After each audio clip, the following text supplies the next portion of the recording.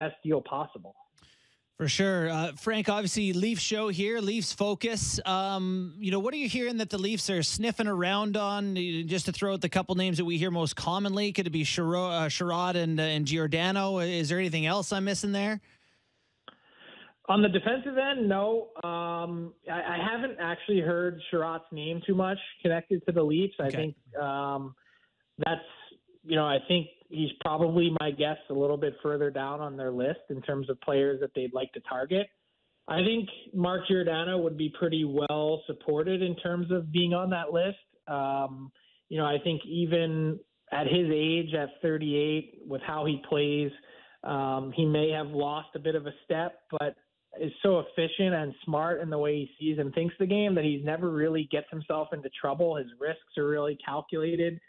And I think that's something that the Leafs would need and appreciate is, you need, if you're making a transaction and you're going to be giving up something, you need to have some level of certainty, some degree of certainty that it's going to work out. And I think the confidence factor that comes from someone like Giordano is certainly helps. And the other part of it, though, is what do you do with the goaltending? It's going to be interesting to see tonight how Shalgren, makes how he looks. What's his confidence level like as he makes his debut? If you could just take a little bit of the heat off, not that he will do that as a rookie netminder on a long-term basis, but to just change the conversation for a few days, to not have it be so focused on goaltending, I think to turn the temperature down would really help. And I think, oddly enough, you've seen Mikko Koskinen do that in Edmonton. The temperature is way down from what it was, 3, 4, 5 weeks ago. Maybe the reason why the Edmonton Oilers haven't traded for another goaltender and now in a position to kind of give the puck back to Koskinen is because they didn't see better solutions. There wasn't anything out there, and Marc-Andre Fleury is the name at the top of the list, Frank. But outside of that, could it be that the Leafs in Edmonton do nothing at all because there just isn't a good enough plan B out there? Well, I think that's the determination the Oilers have made. They've gotten to the point where they've said, okay, Jonas Korpisalo, or, even when he was available, I guess previously to the Hudobin injury, Braden Holtby, or pick a name on the list of goalies that have been out there. Who really gives you, I just talked about a confidence factor on the blue line. Who gives you that security blanket where you can go to sleep at night and you say, man, I feel really good about this decision? And you look at some of the guys out there, Thomas Greiss, or go down the list. They all have very comparable numbers to what the Leafs and the Oilers already currently have in net. Why would we give up assets to get relatively similar goaltending? And that's really, frankly, the issue with the position more than anything else is the uncertainty factor. I think there's one exception to that rule, and I think that's Marc-Andre Fleury. And I think the problem with Marc-Andre Fleury we've talked about a lot is two parts. One, he needs to be on board and needs to be convinced that that's the place. First and foremost, more than market or anything else, location, is does he have a realistic chance to win? Does he feel that with the Edmonton Oilers? I don't know. I can't answer that, but I would imagine that if that was his number one priority, he would probably feel a little bit more so like he has a chance to win with the Toronto Maple Leafs.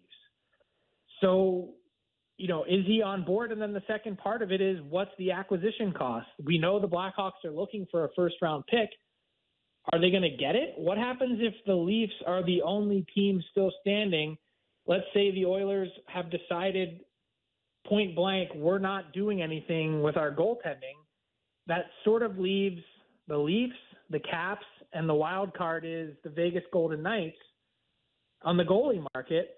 If Washington is a no and Vegas is a no and the Leafs are the only team that's a yes, can you maybe get him for less than a first-round pick? Can you make it a second? And if that's the case, is that something that the Leafs would have to consider if it got to that point, if you're gaming it out? Well, that will be exciting to follow along with. There's another Canadian team that is very exciting with all their potential directions they could go, and that's the Canucks. What's the Canucks story right now? 3 points out of a playoff spot with a game in hand on Vegas, a ton of contracts coming up, new brass. You know, what direction do you expect the Canucks are going to take? They're another wild card when it comes to the deadline. I mean, when you look at it from a 30,000-foot view, the only player that they really have to make a decision on is Tyler Mott. And they view him as an important part of what they're trying to accomplish this year and trying to get in the playoffs. The math is still daunting. Like they probably have a 1 in 5 shot, maybe a little better than that, to get in. But what's happened is Vegas plummeting in the standings has really opened the door. You know, the math was not looking good, frankly, for the Oilers, you know, a week or 10 days ago. And it's changed drastically with Vegas, you know, sort of their season swirling at this point with all their injuries, almost $40 million on the shelf for the Vegas Golden Knights, that it's given Vancouver, I think, a little bit of pause. What do you know, if you're not getting something special for Tyler Mott, meaning if you're not getting a second-round pick, are you better off keeping him? I think they've re-engaged a little bit in conversation with Mott's agent this week. And then the other part of what the Canucks have to do in terms of their salary cap picture and their stated goal of really increasing cap flexibility at this deadline, the other part of that is someone like Brock Besser, who's due that huge qualifying offer in the summer at $7.5 million.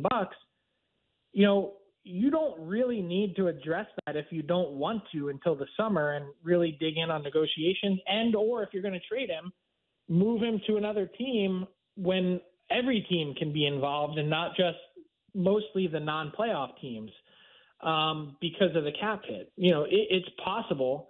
So, you know, you look at it and they've got a bunch of interesting decisions on their hands in terms of where they go. How do they create meaningful cap flexibility? That's the question.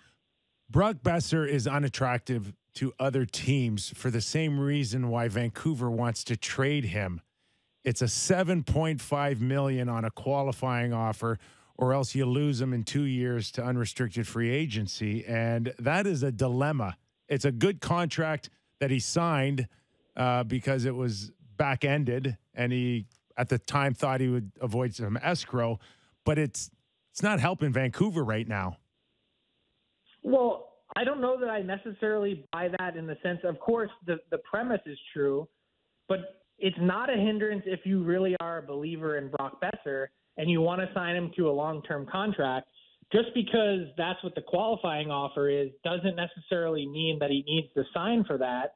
It's really just a chip for the Besser camp in terms of negotiation. So just pick a team, a non-playoff team that could really use some scoring punch. If you wanted to sign Brock Besser to a 7-year or an 8-year deal, if you're able to get him, you know, at a number that's lower than that, and you're willing to pony up the term, then it's not really that much of an issue. But the question is, and it's the same question the Canucks have been asking themselves over these last number of weeks since their regime change with Jim Rutherford and Patrick Allvin, is, are we comfortable paying Brock Besser a number in that range? And if not, if we have hesitation or question marks about that, then we probably need to move on. And I think that's where they're at. This is a guy that's come alive under Bruce Boudreau, but the question has always been about Brock Besser. When he's not scoring, what else are you getting from him? Mm-hmm. And that's been the big sticking point is that player, that type of player, he has a special set of abilities or skill set. Can you squeeze the most out of him, and are you willing to do it long term? There are some question marks, as we had mentioned, with Hurdle and his contract